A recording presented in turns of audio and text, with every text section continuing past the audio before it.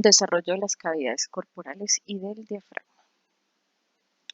Empezamos a hablar de este tema a partir de la tercera semana de gestación, donde nos vamos a centrar en la capa intermedia que se llama mesodermo. Y recordarán que este mesodermo va a sufrir durante la tercera semana de gestación una diferenciación en varios tejidos. En la línea media se va a diferenciar la notocorda, esencial para centralizar el sistema nervioso. Hacia los laterales está el mesodermo paraxial, los somitas, que aparecen desde la región occipital hasta la región sacra desde el día 20 de gestación. Luego tenemos el mesodermo intermedio, a partir del cual vamos a generar los riñones y las gónadas. Y el más lateral, el mesodermo lateral, que se va a dividir en dos hojas, una hoja visceral y una hoja parietal. Bien, les estoy señalando aquí un proceso de diferenciación de los somitas en forma de Y. Entonces, este somita se va a dividir en tres secciones. Una región dorsal que corresponderá al miotomo. Es el sitio donde se van a generar o que lo vamos a utilizar como fábrica para las células musculares estriadas, esqueléticas. Y dos regiones ventrales. Una que es medial, que va a ser el esclerotomo, que va a constituir la columna vertebral, los huesos de la columna vertebral, y una región lateral o dermotomo, que como su nombre lo indica, va a constituir la dermis. Aquí estamos viendo ese dibujo entonces. Este es el esquema de un somita, la Y que está marcando la forma en que se va a diferenciar. Tenemos entonces el componente del dermatomo, que va a ser la porción de ese somita que va a participar en la formación de la dermis de la piel. Tenemos también la región dorsal, que va a constituir al miotomo, que como está diciendo aquí, va a formar células musculares estriadas esqueléticas. Y por últimas, el esclerotomo, quien va a migrar aquí hacia la línea media para ayudar a formar los cuerpos vertebrales. Bien. Y aquí teníamos entonces, por otro lado, la capa de mesodermo lateral con las dos hojas, la hoja somática y la hoja visceral. Entre ellos dos un espacio que se llama celoma o cavidad intraembrionaria. Aquí vemos de nuevo la organización de ese mesodermo. En la línea media la notocorda, hacia los laterales los somitas, luego continúa más lateral el mesodermo intermedio y más lateral aún tenemos el mesodermo lateral con sus dos hojas.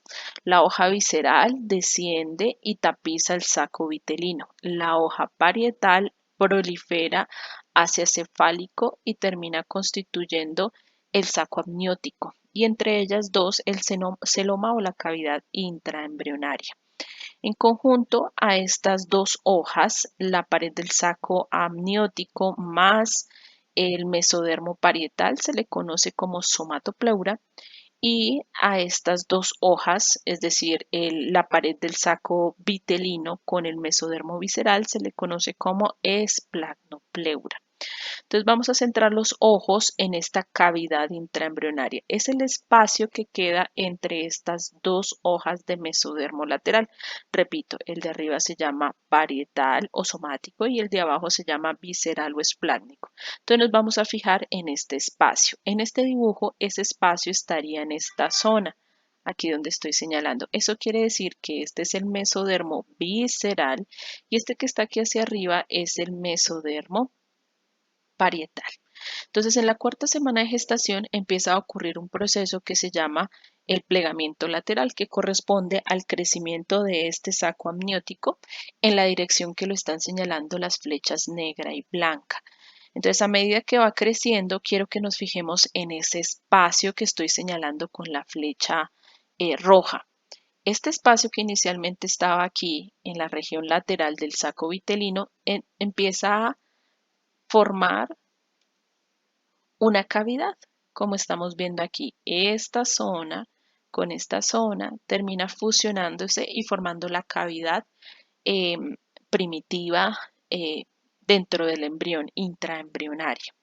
Bien, ¿cómo quedó constituido entonces el mesodermo? Aquí el mesodermo visceral termina tapizando una estructura que se denomina intestino primitivo, el mesodermo visceral, y el mesodermo parietal queda ubicado aquí periféricamente tapizando la pared de esta cavidad corporal, la está tapizando por dentro. Bien, también estamos viendo aquí que este corte corresponde más o menos a esta ubicación del embrión. Lo que hemos hecho hasta el momento es formar esta cavidad, el tronco. Por dentro después van a crecer los órganos, pero como tal ya tenemos constituido un tronco. Esta sección es lo que estoy señalando aquí en esta sección. Lo que sigue a continuación de cuando se forman estas cavidades corporales es separar la cavidad pleural de la cavidad abdominal o la cavidad peritoneal.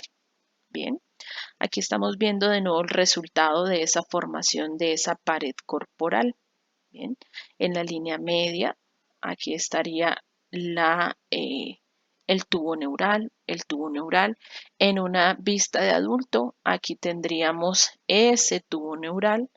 Hacia adelante del tubo neural, el puntico negro que está aquí corresponde a la notocorda. Miren que es exactamente el mismo orden. Recuerden que nosotros de notocorda lo único que tenemos actualmente es el núcleo pulposo de los discos intervertebrales.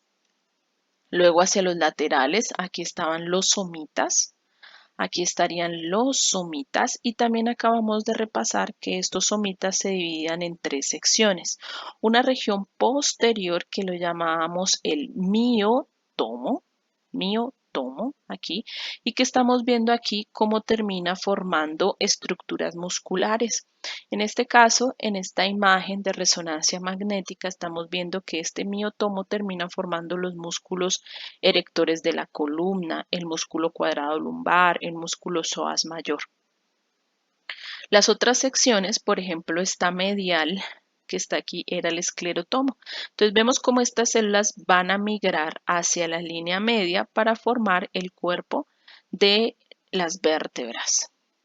Y el dermatomo, ese sí va a migrar a varias partes del organismo a formar la dermis que está constituyendo la piel. Luego de los somitas teníamos el mesodermo intermedio, que les acabo de señalar. Aquí estaría el mesodermo intermedio después de los somitas hacia lateral, que él forma los riñones y las glándulas suprarrenales, y las gónadas, riñones y gónadas. Aquí están entonces los riñones. Bien. Bien. Y luego, hacia más lateral, teníamos el mesodermo lateral, que es el que termina formando esta cavidad corporal que acabo de describir. Este corte es a nivel del abdomen, más o menos entre T12, L1 o L1 y L2, por la posición o por la forma en que estamos viendo los riñones.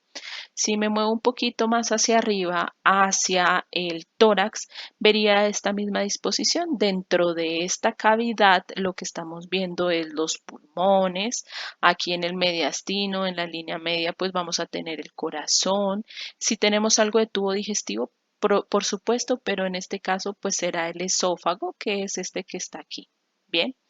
También podemos tener patologías cuando no se forma adecuadamente esta pared abdominal o torácica. En este caso fue torácica. Eso implicó que el corazón queda por fuera, pero si notan ustedes, es un defecto en la formación de los arcos costales, del esternón, de los músculos intercostales. Este defecto condiciona que este corazón quede por fuera. Entonces, esto es una ectopia cordis secundaria a un defecto en el cierre de la cavidad torácica.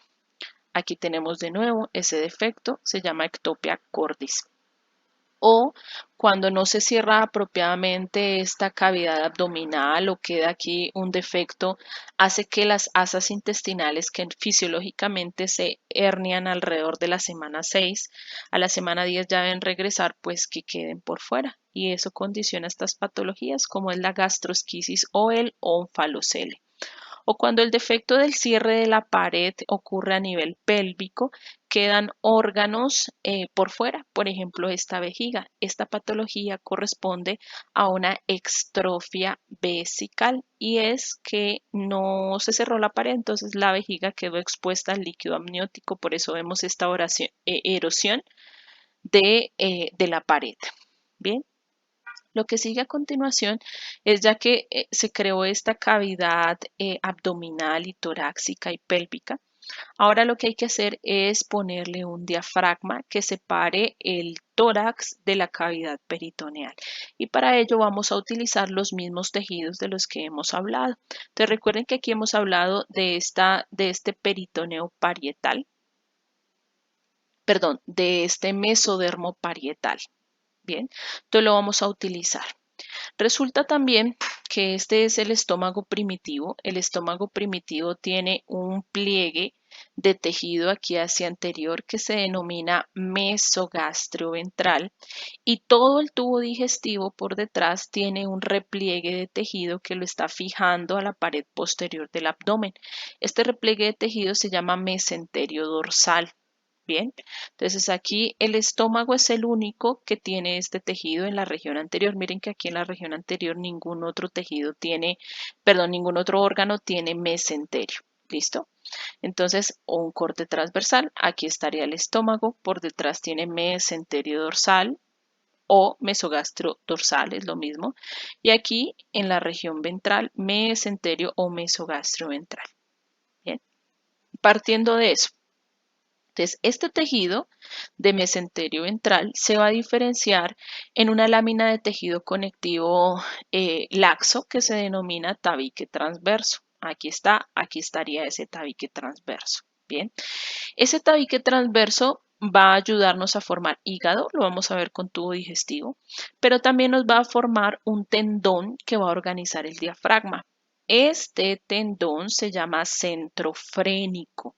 Entonces, este tejido acá vamos a empezar a pensar en él como si fuera un tendón que se llama centrofrénico.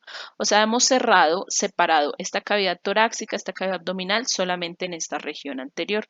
Falta cerrar estos huequitos laterales. Esos huequitos son canales de comunicación que hay entre la cavidad peritoneal y la cavidad, perdón, pleural y peritoneal. Entonces, a estos espacios que hay aquí, los denominamos canales pleuroperitoneales. Bien, entonces aquí tenemos el tabique transverso un poco ya más maduro y formando el centro frénico, un tendón. ¿Vale? Y tenemos estos repliegues de mesodermo lateral que empiezan a crecer hacia la línea media, terminan creciendo. Estos dos repliegues quieren fusionarse en la línea media y se llaman pliegues pleuroperitoneales, igual que los espacios. Entonces, lo que estamos viendo en la transición de dibujos es cómo ellos terminan fusionándose las tres porciones. O sea, adelante el tabique transverso con los dos pliegues pleuroperitoneales. Y si nos saltamos hacia el último dibujo, vemos cómo terminan separando o más bien terminan fusionándose en la línea media. El único espacio que queda ahí es para la transición o para que por ahí atraviese la aorta, el esófago y la vena cava inferior, que es lo que se denomina los hiatos del diafragma. Aquí estamos viendo entonces el resultado de la fusión de esos tres pliegues. Entonces miren aquí el tendón central del diafragma o centro frénico es lo blanco. Recuerden que es derivado del tabique transverso. Y hacia los laterales tenemos los pliegues pleuroperitoneales que terminan cerrando y fusionándose con ese centro frénico. Bien, y vamos a utilizar, porque todo esto era tejido conectivo. Las células musculares que traíamos aquí desde el miotomo de los somitas, cuando esto se separan, van a ir a migrar a formar músculo estriado-esquelético, incluido van a migrar aquí hacia el diafragma para constituir este tejido muscular.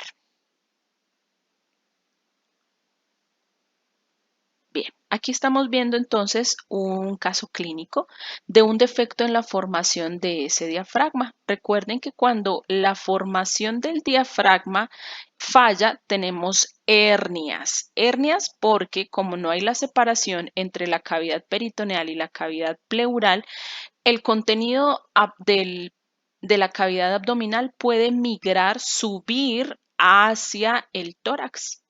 y esos defectos se denominan hernias diafragmáticas. Cuando ocurren aquí en la región anterior se llaman hernias de Morgagni o cuando ocurren aquí en la región posterior se llaman hernias de Bosch-Dallek. ¿Qué es lo que ocurrió en este caso? Fíjense que aquí tenemos una hernia de Bosch-Dallek en el lado izquierdo de este hemidiafragma, lo que condiciona que las asas intestinales se subieron hacia el tórax, por eso vemos en esta radiografía intestino dentro de la cavidad pleural en este bebecito. Eso se denomina hernias diafragmáticas.